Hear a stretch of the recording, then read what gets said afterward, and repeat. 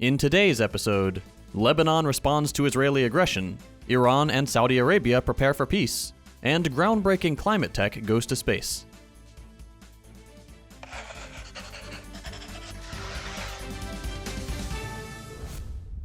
Following consecutive brutal Israeli raids on the Al-Aqsa Mosque complex, rockets were reportedly fired from southern Lebanon at several targets in Israel by thus far unknown actors.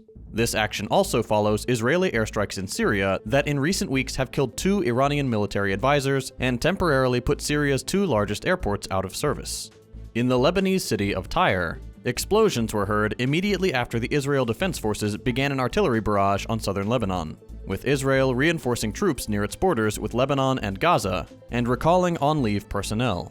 Lebanese officials reported that Israeli tanks along the border fired shells toward the area of a Palestinian refugee camp. Israeli airstrikes in Gaza have so far damaged fields, civilian homes, and a children's hospital, though Israeli officials claim they hit military targets. An official number of casualties has not yet been reported, but clinics and hospitals are on high alert in the Strip. Washington has attempted to justify this Israeli aggression, stating that, quote, Israel has legitimate security concerns and has every right to defend themselves. The Israeli police commissioner has ordered Israeli citizens to carry their firearms, and official reports declare that Israel's response will be, quote, measured, solely due to the massive instability of recent nationwide protests. The far-right national security minister called for a harsher response, saying in a tweet, "It's time to rip heads off in Gaza." As with all previous instances of Israeli violence, much of the reporting employs the term clashes to obscure the Israeli monopoly on violence and the fact that Israel kills, maims, and mutilates at an astronomically higher rate than its supposed counterpart in these clashes. Operation Protective Edge in 2014 resulted in 2,000 Palestinian deaths, with only 6 Israeli casualties. Operation Cast Lead in 2008 killed 1,400 Palestinians and only 3 Israelis, with many Palestinian deaths being children. In 2018, Operation Guardian of the Walls resulted in the death of hundreds, and was similarly set off by raids on the Al-Aqsa compound. Israeli actions continue to draw wide condemnation from the Arab world and beyond. In Asian news, U.S. lawmaker Michael McCaul is expediting weapon delivery to Taiwan, suggesting other countries with arms could sell them with, quote, U.S. permission. This follows the trend of the United States doing everything in its power to provoke conflict with China. Thankfully, China has so far shown remarkable restraint in the face of constant saber-rattling. During a trip to Beijing, French President Macron and the EU's von der Leyen are attempting to sway Xi Jinping to pressure his ally Russia for peace on Western terms. China has continued to remain neutral on the topic, though both leaders called for Russia-Ukraine peace talks to take place, quote, as soon as possible. Thousands of people have fled across the border to Thailand amid fierce fighting between Myanmar's armed rebel groups and the military, according to Thai officials. This comes as unrest within the country has intensified after a military takeover of the elected government in 2021.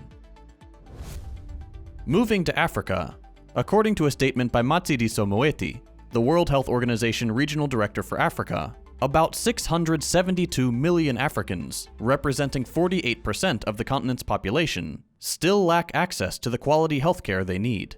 The international capitalist market model continues to prove itself inefficient in delivering even the most basic human rights to the vast majority of the world's population.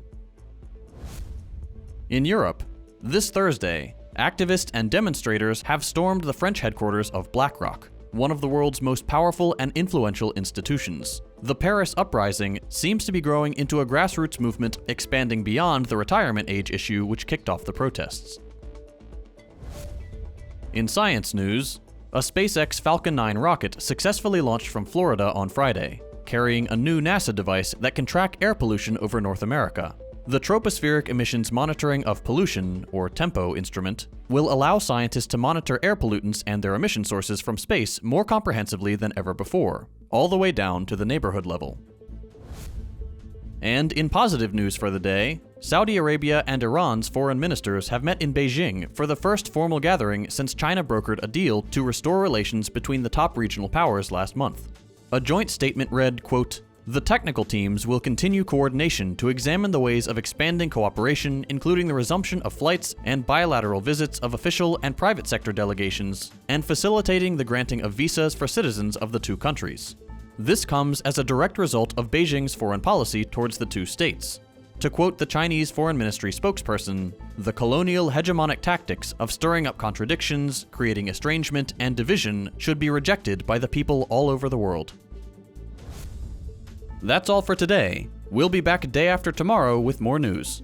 If you missed them, be sure to check out our previous episodes by following the links on your screen. As always, you can support the show and get the news in text form a few hours early by becoming a patron at patreon.com/firstthought.